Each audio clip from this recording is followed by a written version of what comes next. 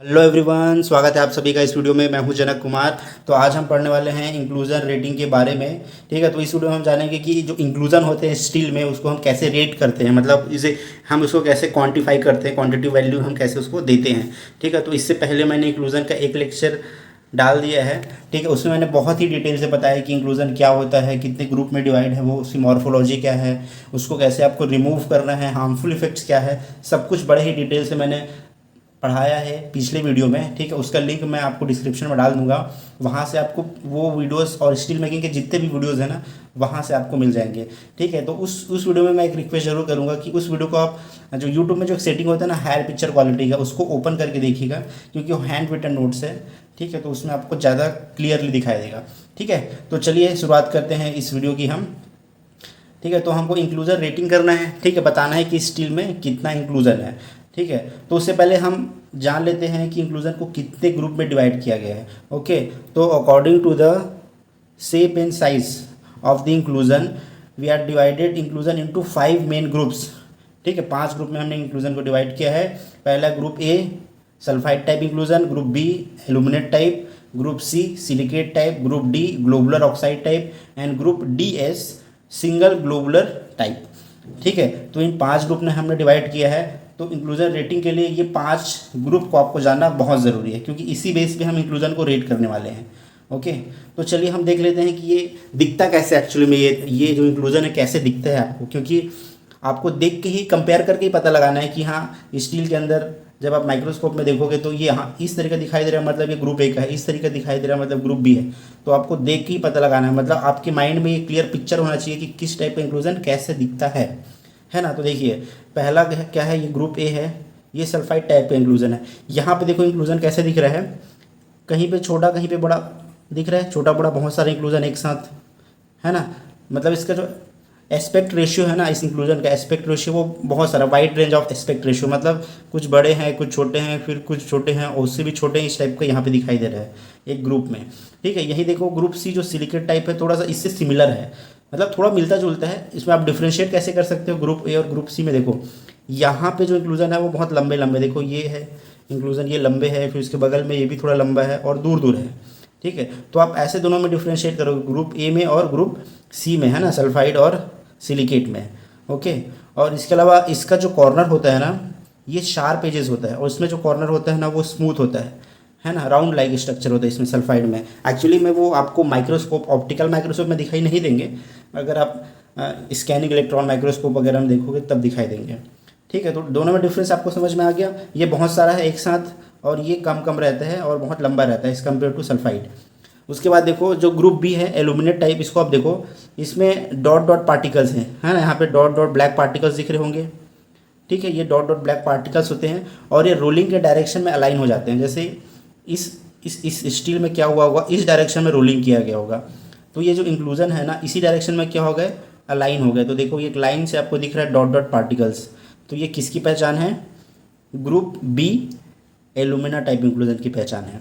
अब ये वाला देखो ग्रुप डी टाइप, है ना, ऑक्साइड टाइप ग्लोबुलर, इसमें क्या है, इसमें भी आपको डॉट डॉट दिख रहे होंगे, स्मॉल स्मॉल पार्टिकल्स दिख रहे हैं, बट एल्यूमिना और इसमें क्या डिफरेंस है, सिंपल डिफरेंस नज़र आ रहा है कि ये अलाइन है पर्टिकुलर डायरेक्शन में, लेकिन ये अलाइन नहीं है, ये हर जगह समान रूप से फैला हुआ है। ठीक है, तो ये कौन सा है, ग्रुप डी। ठीक है, ऑक्साइड ग्लोबुलर टाइप। तो ये आपको समझ में आ गया कि कौन सा इंक्लूजन कैसे दिखता है। ठीक है, अगर नहीं आया तो एक बार वीडियो पॉज करके और अच्छे से आप लोग देख सकते हो। ठीक है, तो चलिए आगे बढ़ते हैं। अब हमको क्या करना है, इंक्लूजन रेटिंग करना है, तो उसके लिए हमको करना है सैम्पल प्रिपरेशन। ठीक है, तो जो सैम्पल प्रिपरेशन के कितने हैं, लगभग यहाँ पे हैं 5 स्टेप है। ठीक है, इसको बोलते हैं मेटलोग्राफी। सैम्पल प्रिपरेशन को क्या बोला जाता है, मेटलोग्राफी। ठीक है, तो हम इस मेटलोग्राफी के थ्रू क्या पता लगाने वाले हैं, इंक्लूजन रेटिंग करने वाले हैं। इसके अलावा इसी सेम मेथड से ही ये जो सैम्पल प्रिपरेशन मेथड है ना, इसी मेथड से हमको अगर कोई फेजेस देखना हो, ग्रेन बाउंड्री देखना हो, तो भी यही प्रोसीजर हम अप्लाई करते हैं। बस इसमें क्या होता है, इंक्लूजन जब हम करते हैं इंक्लूजन रेटिंग, तो लास्ट में ईचिंग नहीं करना पड़ता। ठीक है, जबकि फेज अगर देखना है, ग्रेन बाउंड्री देखना है, तो उसमें लास्ट में ईचिंग भी करना पड़ता है ना, वो मैं आगे आपको बताऊँगा। तो चलिए अब देखते हैं कि लैब के अंदर आपको क्या क्या करना है इंक्लूजन रेटिंग के लिए। ठीक है, तो पहला स्टेप होता है इसमें सेक्शनिंग और कटिंग। इसमें आपको सैंपल को कट करना है। ठीक है, दूसरा होता है इसमें माउंटिंग, थर्ड है ग्राइंडिंग, फोर्थ है पॉलिशिंग एंड फिफ्थ है माइक्रोस्कोपिक एग्जामिनेशन। ठीक है, तो सबको एक एक करके हम लोग ब्रीफ में मैं आपको बता देता हूँ मेटलोग्राफी के बारे में। ठीक है, तो सबसे पहले आपको क्या करना है भाई, सैंपल का सेक्शनिंग करना है, इसको कटिंग भी बोल सकते हो आप। ठीक है, तो आपके पास ऐसा होगा कि मेटल क्या है, बहुत सारा रोलिंग होके आता है, तो आपको एक पर्टिकुलर एरिया से ही किसी सैंपल के, जो मान लीजिए एक रॉड है ना, इस तरीके से रॉड है, तो कहाँ को आप कट करना है, किधर देखोगे तो आपको सही चीज़ जानकारी मिलेगी। देखो ये क्या बोलता है, इंक्लूजन रेटिंग में क्या बोलते हैं कि जो मिनिमम सरफेस एरिया है ना, जिसको आपको एग्जामिन करना है, वो कम से कम कितना होना चाहिए, 200 mm² होना चाहिए। मतलब क्या बोल रहा है कि जो मिनिमम एग्जामिन सरफेस है, मतलब ये जो सरफेस जितने को आप एग्जामिन करने वाले हो, इसका मिनिमम एरिया कितना होना चाहिए, 200 mm²। मतलब इसका लेंथ आपका 20 होना चाहिए और इधर विड्थ कितना होना चाहिए, 10 mm होना चाहिए। तो टोटल 200 mm² आपको कम से कम एग्जामिन करना है, अगर आपको प्रॉपर सही सही रिजल्ट चाहिए तो। ठीक है, देखो सैंपल लेना, सही जगह से सैंपल लेना बहुत ज़रूरी है, चाहे वो कोई भी टाइप का टेस्टिंग हो, है ना। अगर प्रॉपर सैम्पलिंग आपका अच्छा होगा तो आपको जो रिज़ल्ट है वो एकदम सही मिलेगा, एक्यूरेट मिलेगा। अगर आप सैम्पलिंग गलत किए हो तो आपका जो रिज़ल्ट है ना, वो एक्चुअल रिज़ल्ट से, एक्चुअल वैल्यू से आपका अलग आएगा। ठीक है, तो क्या बोल रहे हैं, मिनिमम एग्जामिन सर्विस कितना होना चाहिए, 200 mm²। और जो आप सैंपल कट करोगे, ठीक है, वो क्या होना चाहिए, जैसे ये आपका रॉड है और इस डायरेक्शन में रोलिंग हुआ है।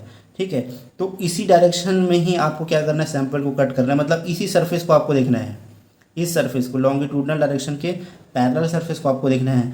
मतलब सैंपल आपको कैसे कट करना है, ऐसे बीच से कट करना है। ठीक है, सैंपल को ऐसे कट नहीं करना है। देखो अगर आपका जो इंक्लूजन है ना, वो कैसे दिख रहा है, किस डायरेक्शन में, रोलिंग के डायरेक्शन में अलाइन हो जाते हैं, मतलब इस डायरेक्शन में अलाइन हो चुके हैं इंक्लूजन। लेकिन आप इसको ऐसे कट कर रहे हो तो आपको इंक्लूजन का केवल टॉप व्यू दिखाई देगा। मतलब इंक्लूजन का क्या दिखाई देगा, ऐसा टॉप व्यू, डॉट डॉट दिखाई देगा। जैसे आप एक डंडे को कैसे देखोगे, अगर आप डंडे को ऐसे सीधा खड़ा कर दिया, मैं ऊपर से टॉप से देखूंगा तो मुझे क्या दिखाई देगा, ये डंडा कैसे दिखाई देगा, केवल एक ऐसे गोल दिखाई देगा। लेकिन जब मैं साइड से देखूंगा तब पता चलेगा ना, हाँ ये डंडे की लंबाई कितनी है। सेम चीज़ यहाँ पे भी है, आपको कैसे कट करना है, रोलिंग के डायरेक्शन में ही, लॉन्गिट्यूडनल डायरेक्शन में आपको कट करना है। ठीक है, पहला इंपॉर्टेंट चीज़ जो आपको ध्यान रखना है वो ऐसे कट करना है, लॉन्गिट्यूडनल डायरेक्शन में। दूसरा क्या चीज़ ध्यान रखना है कि कभी भी किसी भी बिलेट हो, ब्लूम है या रॉड हो, जो भी हो सैंपल, आपको कभी भी इसके सरफेस को एग्जामिन नहीं करना है। मतलब ये ले लिया और ऊपर को सरफेस को हम काट के एग्जामिन कर लिए, ऐसा नहीं। ये क्या होना चाहिए, सेंटर से सरफेस के बीच में जो पोर्शन है ना, उस सरफेस को आपको एग्जामिन करना है। जैसे रॉड के सेंटर से सरफेस के बीच में जो सरफेस है ना, ये उसको आपको एग्जामिन करना है। ठीक है, अभी हम डायग्राम में मैं बताऊंगा बहुत आगे आने वाले फोटो में बहुत अच्छे तरीके से। ठीक है, और सेक्शनिंग के समय आपको क्या ध्यान रखना है कि बहुत फास्ट रेट से आपको मतलब कटिंग नहीं करना है। बहुत फास्ट कटिंग करोगे तो मेटल जल्दी बहुत ज़्यादा हीट होगा। ठीक है, ये आपका देखो कटिंग मशीन है, इसको मेटलर्जिकल कटिंग मशीन बोलते हैं।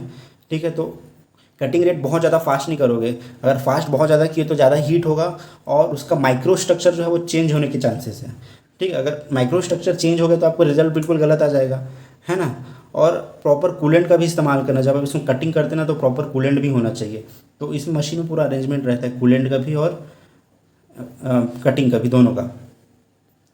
अब ये देखो, ये आपका बहुत अच्छा डायग्राम है कि आपको सैंपल कट कैसे करना है।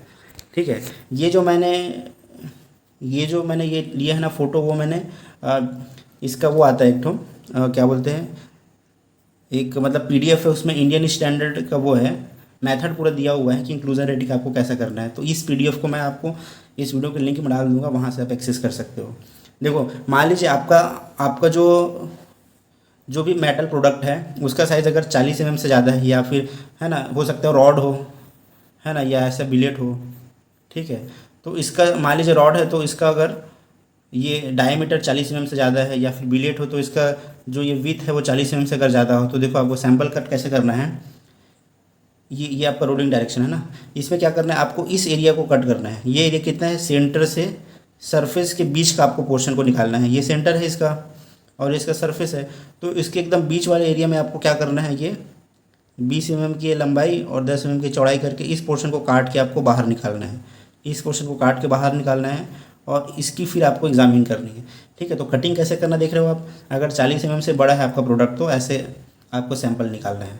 ठीक है, तो आप देख सकते हो कि हमने क्या किया, ये जो डायरेक्शन है ना, इसी के पैरेलल डायरेक्शन में हम एग्जामिन कर रहे हैं। ठीक है, इस सरफेस को हम एग्जामिन कर रहे हैं।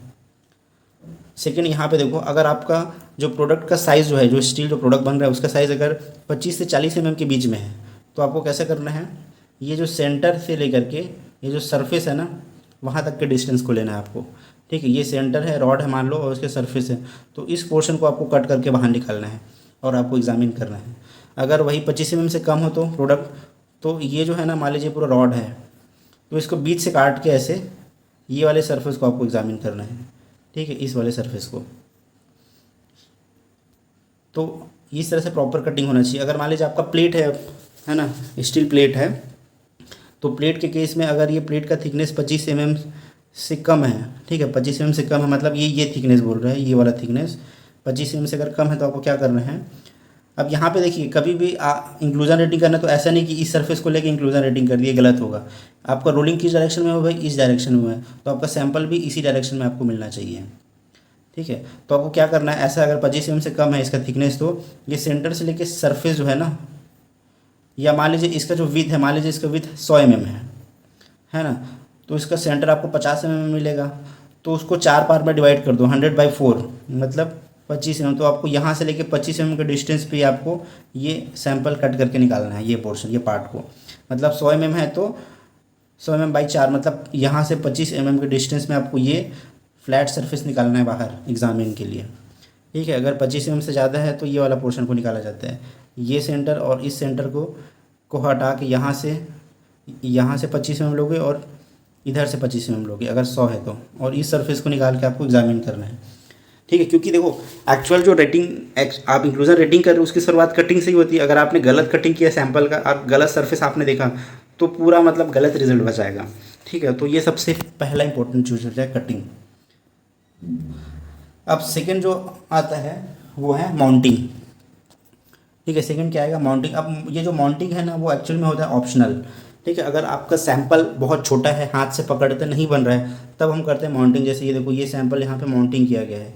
ठीक है, ये सैंपल बहुत पतला है, हाथ से आप पकड़ नहीं पाओगे, ग्राइंडिंग पॉलिशिंग नहीं कर पाओगे, तो इसलिए आपको माउंटिंग करना पड़ता है। अगर सैंपल का साइज़ प्रॉपर है, बड़ा है, तो माउंटिंग की ज़रूरत नहीं पड़ती है।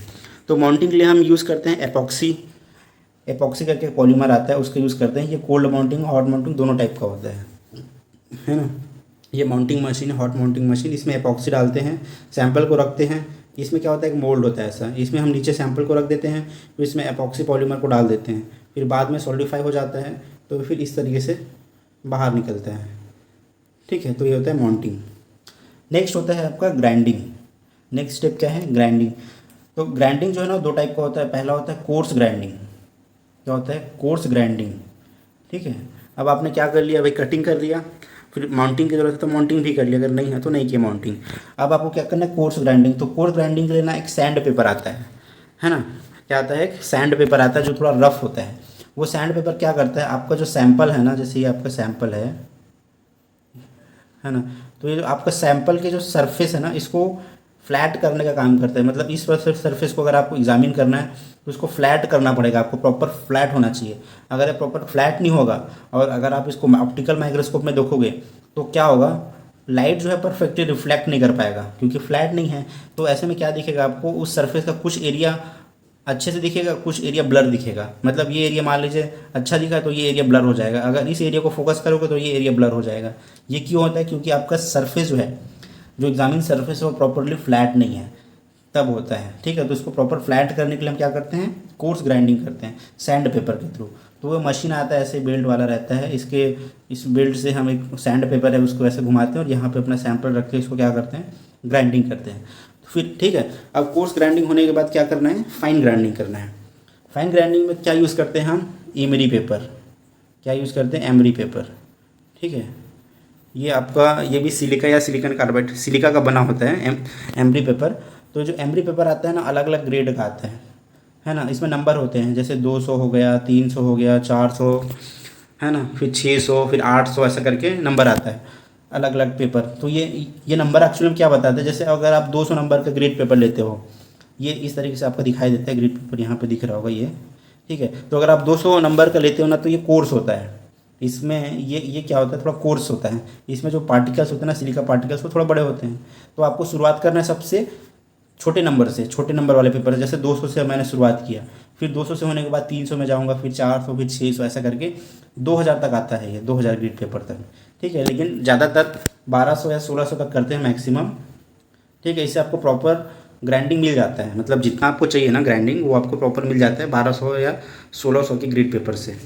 ठीक है, तो इसको हाथ से भी करते हैं, हाथ से भी आप कर सकते हो। ये सैंपल के उसके ऊपर सैंपल रख के ऐसे हाथ से आपको घिस सकते हो।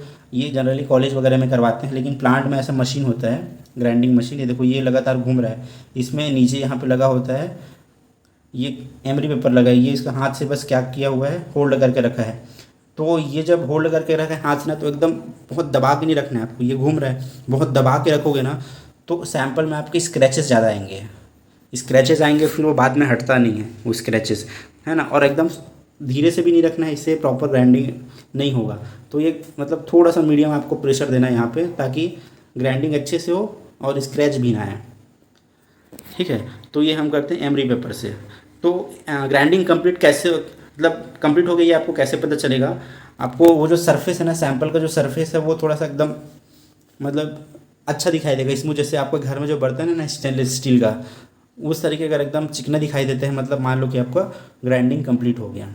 ठीक है, इसके अलावा एक और मेन इंपॉर्टेंट चीज़ आपको क्या याद रखनी है ग्राइंडिंग के समय, कि आपका मान लीजिए सैंपल है ये, अगर आप इसको इस डायरेक्शन में ग्राइंडिंग कर रहे हो, मान लो ऐसे इस डायरेक्शन में ग्राइंडिंग हो रहा है, तो इसमें स्क्रैचेस आ जाते हैं सैंपल में, इस डायरेक्शन में क्या हो जाता है, स्क्रैचेस आ जाते हैं। तो इसको रिमूव करके ना इस सैंपल को 90 डिग्री घुमा के अब आपको करना है, 90 डिग्री अब आपको घुमा के फिर क्या करना है, ग्राइंडिंग करना है। तो इस डायरेक्शन में ग्राइंडिंग होकर घुमा दोगे तो इससे जो पहले जो स्क्रैच आया था ना वो दूर हो जाएगा, क्योंकि आपने 90 डिग्री घुमा के अब आप पॉलिशिंग कर रहे हो। तो हर पेपर में वैसे ही करना है, पहले एक डायरेक्शन में करना है, फिर उसको 90 डिग्री घुमा के करना है ना ग्राइंडिंग, तब उसका जो स्क्रैच जनरेट हुआ है वो दूर हो जाएगा।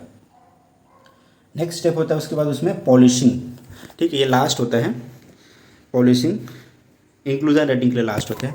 पॉलिशिंग में क्या होता है, पॉलिशिंग में एकदम जो सरफेस है ना उसको एकदम मिरर लाइक स्ट्रक्चर, जैसे दर्पण जो दिखता है ना आप, है ना दर्पण देखते हो, वैसे ही ना मेटल जो है, मेटल का सरफेस एकदम दर्पण की तरह दिखने लगा, आपका चेहरा एकदम साफ साफ दिखाई देगा पॉलिशिंग के बाद।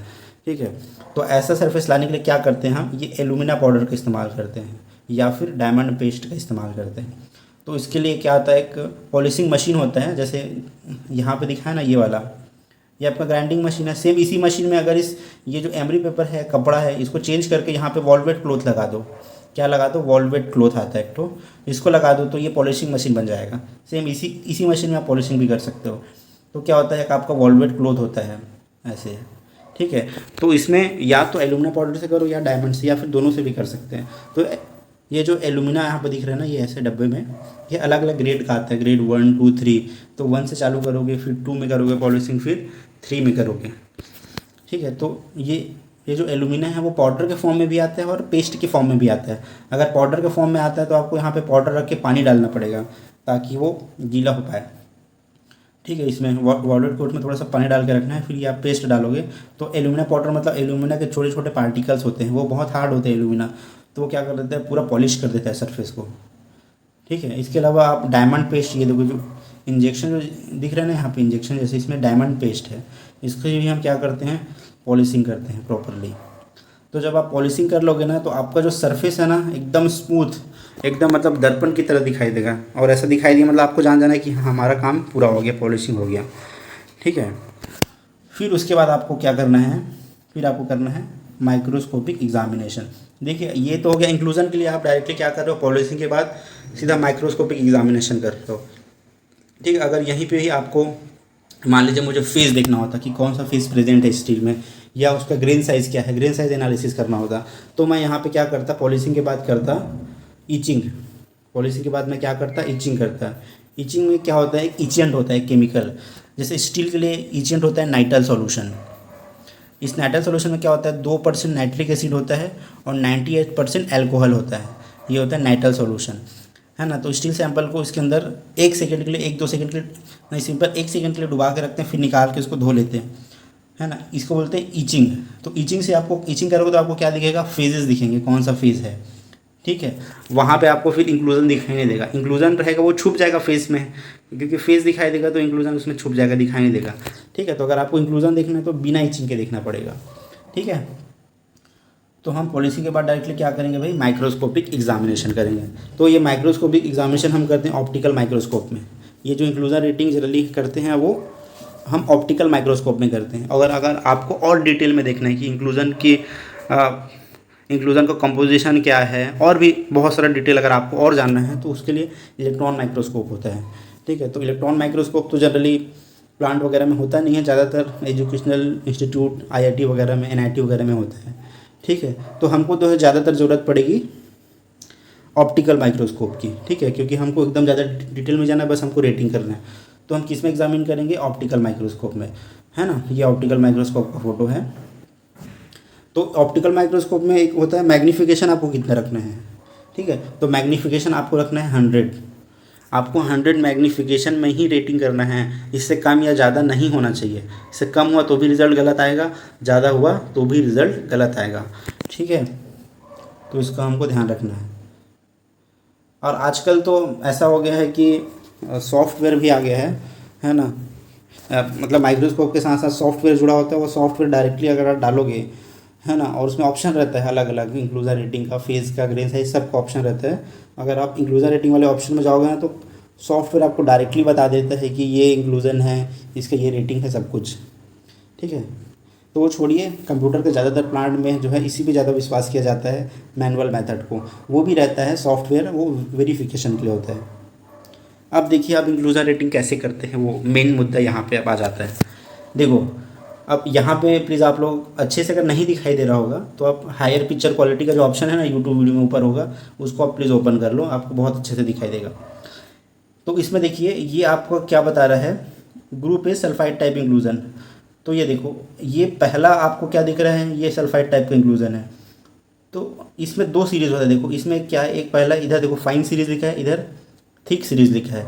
ठीक है, और इधर क्या दिया है, I = 0.5। ठीक है, तो ये जो इंक्लूजन चार्ट है वो आपके लैब में सामने रखा होगा माइक्रोस्कोप के ऊपर जस्ट।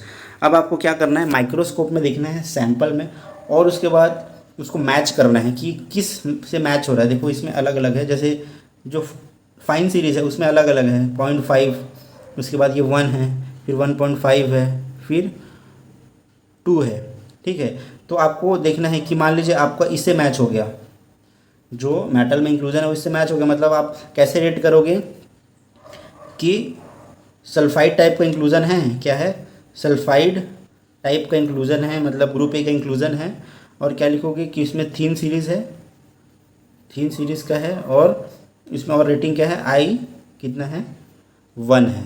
तो ये प्रॉपर आपका वो हो जाएगा। ठीक है, क्या क्या बताना है, कौन सा टाइप का है, फिर उसके बाद बताना है थीन सीरीज़ है कि थिक सीरीज़ है, उसके बाद I कितना है, I 0.5 है, I 1 है, जो भी है। ठीक है, तो ये पूरा आपको इंक्लूजन रेटिंग में बताना है। ये होता है एक्चुअली में इंक्लूजन रेटिंग। ठीक है, आप लोग देख सकते होगे डिफरेंस क्या दिख रहा है। देखो थीन सीरीज़ बोल रहे तो देखो एकदम हल्का आपको दिखाई दे रही है, जो पार्टिकल है बहुत हल्के। थिक सीरीज़ में देखो मतलब ये थोड़ा डार्क दिखाई दे रहे हैं जो इंक्लूजन है। ठीक है, उसके बाद अगर हम इधर बढ़ते हैं 0.5 के बाद 1 में जाते हैं, तो 1 में देखो थोड़ा सा लेंथ बढ़ गया इंक्लूजन का। ठीक है, लेकिन अभी भी क्या है, ये पतला है, बस लेंथ बढ़ा है, तो इसको हम थीन सीरीज़ में लेंगे। अगर वही जो लेंथ बढ़ा है वो मोटा है बहुत, है ना, डार्क दिख रहा है, तो उसको हम थिक सीरीज़ बोलते हैं। ठीक है, तो आप देख रहे होगे कि जैसे ही I की वैल्यू बढ़ रही है ना, वैसे वैसे क्या हो रहा है, अमाउंट ऑफ इंक्लूजन की वैल्यू बढ़ रही है। ठीक है, मतलब अगर आप बोलोगे कि I की वैल्यू ज़्यादा है तो मतलब उसमें ज़्यादा इंक्लूजन, सिंपल सी बात है। ठीक है, ये लगभग होता है 3 तक, आप देख सकते हो। अगर आप 0.5 में देखोगे तो देखो बहुत छोटा सा इंक्लूजन है, सिंगल है, लेकिन अगर आप 2 में जाओगे तो देखो इंक्लूजन कितना ज़्यादा है। ठीक है, तो आपको बस मैच करना है। जैसे मान लीजिए इससे मैच हो गया आपका सैंपल का, तो आप इसको क्या बोलेंगे कि ये टाइप ए सल्फाइड इंक्लूजन है, थिक सीरीज़ का है, ये थिक सीरीज़ वाला है ना, थिक सीरीज़ का है, और I क्या है इसका 2.5 है। इस तरह से आपको क्या करना है, रेटिंग करना है। और आपको पहचानने भी आना चाहिए कि भाई इस तरह से दिख रहा है, यही सल्फाइड इंक्लूजन है। ओके, अब दूसरा देख लो, ये है एल्यूमिनेट टाइप इंक्लूजन। तो मैंने जैसे बताया था ना शुरू में ही, एल्यूमिनेट इंक्लूजन कैसे दिखता है, डॉट डॉट पार्टिकल्स होगा इसमें। ये पार्टिकल क्या होगा, अलाइन होगा, जैसे देखो ये अलाइन है आपका पर्टिकुलर डायरेक्शन में। ठीक है, इसमें भी सेम वही होता है, फाइन सीरीज या थीन सीरीज बोलते हैं, फाइन सीरीज और थिक सीरीज। इसमें भी I 0.5, 1, 1.5, 2 ये सब होता है। ठीक है, थिक सीरीज का बोलते हैं जब वो डार्क दिखता है, थिन सीरीज का बोलते हैं जब वो लाइट दिखता है। ठीक है, तो आपको सिंपल से मैच करना है और रिपोर्ट आपको देना है। ठीक है, 3 जो है वो सबसे ज़्यादा इंक्लूजन को बताता है, मतलब कि ये बोलते हैं कि ज़्यादा इंक्लूजन है उसमें। सेम आपका क्या है, ये सिलिकेट टाइप का भी देख लो। सिलिकेट इंक्लूजन जनरली ऐसे सिंगल सिंगल पाया जाता है। ठीक है, ग्रुप में कम होता है, ऐसे देखो सिंगल सिंगल आपको पाया जा रहा है इसमें, ये तो ये इसकी पहचान है सिलिकेट टाइप की। ठीक है, यहाँ पे भी सेम रेटिंग वही करना है, क्या टाइप है। ठीक है, फाइन सीरीज़ है, थिक सीरीज़ है, फिर आई कौन सा है, ये सब आपको बताना है। ये आपका ग्लोबुलर टाइप है, ऑक्साइड टाइप। इसमें भी देखो डॉट डॉट दिखाई दे रहा है, सिंपल एक डॉट है, इसमें थोड़ा बड़ा डॉट है, इसमें 4 डॉट हो गया, लेकिन अभी भी डार्क नहीं है। इसमें 4 डॉट है लेकिन ये डार्क है, थिक सीरीज़ में आता है। तो इस तरीके से आपको मैच करना है, बस माइक्रोस्कोप में देखना है और सामने चार्ट में देखना है और आपको मैच करना है। तो मैच करना है आपको प्रॉपर आना चाहिए। ठीक है, तभी आपका रिजल्ट सही होगा। ये एक्चुअली में प्रैक्टिस से आता है, ऐसा नहीं कि एक ही दिन में आपको समझ में आ जाएगा। जब वो एक्चुअली में जब वो प्रैक्टिस करते रहते हैं लैब में जो भी, तो वो हैबिट हो जाती है। वो फिर उसके ज़्यादातर चार्ट देखने की भी ज़रूरत नहीं पड़ती अगर वो रोज़ का काम है तो। ये क्या है, ग्लोबुलर ऑक्साइड टाइप है। हाँ, ये ग्लोबुलर टाइप सिंगल ऑक्साइड है, इस तरीके से दिखाई देता है। अब देखिए एक्चुअल कंडीशन में क्या होता है, एक्चुअल प्रैक्टिकल कंडीशन में क्या होता है। अगर ऐसा तो नहीं होगा ना कि भाई हमारे पास एक सैंपल आया और उसमें केवल एक ही टाइप का इंक्लूजन होगा, कि नहीं ग्रुप ए बस होगा, ग्रुप बी बस होगा, ग्रुप सी होगा, ऐसा नहीं होता है। ये क्या होता है, कंबाइन होता है। 3-4 टाइप का इंक्लूजन एक साथ आपको मिलते हैं सैंपल में। जैसे ये जैसे ये बता रहा है, एक्चुअल आपको ना ऐसे ही दिखाई देगा, एक्चुअल जो माइक्रोस्कोप में इमेज ऐसे दिखाई देगा। इसमें देखो आपको 4 टाइप के इंक्लूजन देखने को मिलेंगे, है ना। इसमें आप देख सकते हो 4 अलग अलग टाइप के इंक्लूजन। तो आपको ध्यान देना है कि वो 4 इंक्लूजन कौन कौन से है। ठीक है, कैसे पता लगाओगे। पहला देखो, ये जो बड़ा सा डॉट दिख रहा है, ये क्या बता रहा है आपको, सिंगल ग्लोबुलर टाइप का ऑक्साइड ये बता रहा है। ये क्या बता रहा है, सिंगल ग्लोबुलर टाइप। उसके बाद देखो ये जो डॉट डॉट अलाइन है एक सर्टेन डायरेक्शन में, देखो ये है ना, ये अलाइन है ना सर्टेन डायरेक्शन में, तो ये किसको बता रहा है, ये आपके एलुमिना इंक्लूजन को बता रहा है ना। ये वाला किसको बता रहा है, एलुमिना को बता रहा है। ठीक है, उसके बाद देखो ये जो ये यहाँ पे जो दिख रहा है ऊपर में सिंगल सिंगल, ये इधर जो दिख रहा है, ठीक है, ये फ़ोटो भी यहाँ पे दिया हुआ है। ठीक है, अलग अलग यहाँ पे देखो, ये सिंगल सिंगल जो आपको इधर उधर दिखाई दे रहा है, इधर इधर, ये आपको बता रहा है आपको सिलिकेट इंक्लूजन के बारे में। ठीक है, उसके बाद ये जो है इधर वाले जो है, ये वाले जो है इधर वाले, ये जो छोटे छोटे लाइन है ना, ये जो छोटे छोटे इधर लाइन है, ये आपको बता रहा है ग्रुप ए सिलिकेट इंक्लूजन को। तो आपको सबको मतलब डिफ्रेंशिएट करना है। ठीक है, एक ही सैंपल में सारे मिल रहे हैं, बट आपको डिफ्रेंशिएट करना है कि भाई कौन सा इंक्लूजन है ये। जैसे इसको आपको डिफ्रेंशिएट करना है एलुमिना को, तो आपको इसको और इसको कंसिडर करना पड़ेगा। ठीक है, तो ऐसे आपको क्या करना है, डिफ्रेंशिएट करना है अलग अलग इंक्लूजन्स को। उसके बाद आपको रेटिंग भी देना है। ठीक है, कि ये कितने रेटिंग का है, इसका क्या रेटिंग है, सबका आपको रेटिंग भी करना है। उसके बाद फाइनल इस तरीके से आपको टेबल बनाना है ना। इस टेबल में देखो क्या है, अलग अलग टाइप का inclusion A B C D और डी एस। ठीक है, सबका दिया गया है। उसके बाद इसमें दोनों दिया गया है, फाइन सीरीज थिक सीरीज सबका। ठीक है, तो 1 मतलब आप सिंपल ये समझ लो कि 1 बोल रहा है मतलब सैंपल 1 का रिजल्ट क्या आया है ना। जैसे सैंपल 1 में मान लो मुझे ग्रुप ए का थिक का 0.5 दिखा, तो मैंने लिख दिया 0.5 दिखा। ठीक है, ग्रुप बी का फाइन का 1 दिखा, तो मैंने लिख दिया, यहाँ पे बना दिया, है ना। ग्रुप सी का फाइन 0.5 दिखा। तो इस तरीके से क्या बनाना है आपको, पहले सैंपल का ये रिजल्ट ऐसे देना है। उसके बाद मान लीजिए एक्चुअल में होता क्या है, ऐसा नहीं कि एक ही सैंपल लेना है, 4-5 सैंपल लिया जाता है ना। तो इस तरह से आपको ये रेटिंग करना है कि सैंपल 2 में क्या रिजल्ट आया, सैंपल 3, सैंपल 4, 5 में क्या रिजल्ट आया। ठीक है, तो ये होता है फाइनल आपको इंक्लूजन रेटिंग का वैल्यू देना है कि हाँ ये है इंक्लूजन रेटिंग। ठीक है, तो हर जो कस्टमर होता है ना प्लांट में, जो भी स्टील का डिमांड करता है, उसका ये अपना वो रहता है कि हमें इतने इंक्लूजन तक टोलरेबल है, मतलब इतना इंक्लूजन चल जाएगा, इससे ऊपर इंक्लूजन नहीं चलेगा। तो ये प्रॉपर रिपोर्ट जनरेट होता है, वो सामने वाले जो कस्टमर जो खरीद रहे स्टील को, उसके पास भी जाता है। ठीक है, ओके, तो ये था एंड इस वीडियो का। ये वीडियो आपको कैसा लगा प्लीज़ कमेंट करके ज़रूर बताना। और प्लीज़ अगर आपने चैनल सब्सक्राइब नहीं किया है तो please subscribe this channel. Okay, thank you so much and God bless you all.